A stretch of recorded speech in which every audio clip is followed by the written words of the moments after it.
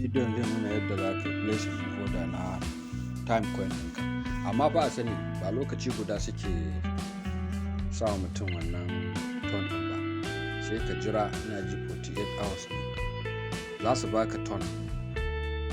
To na farko idan ka shigo aka shigo nan dashboard, sai a shigo wajen market,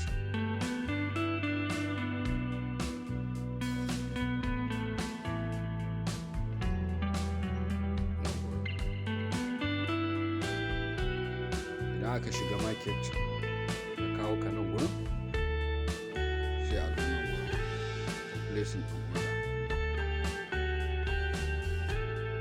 Yanzu misali ta naira in ta guda 100 za ka yi sai ka taɓa nan,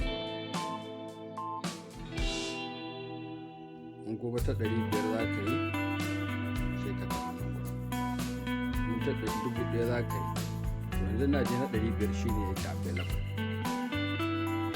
To shi ne yanzu misali ce za ka yi na 500 gani ya danna ya dannu, na danna sai ka zo nan gurin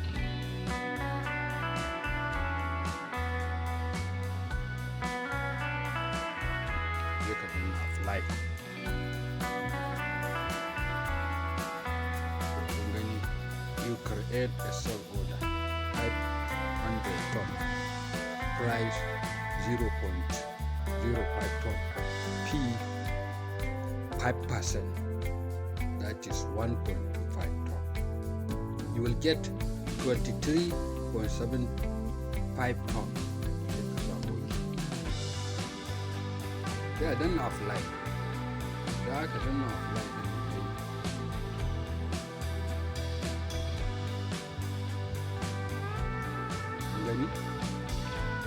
Gani ga shi nan place of order.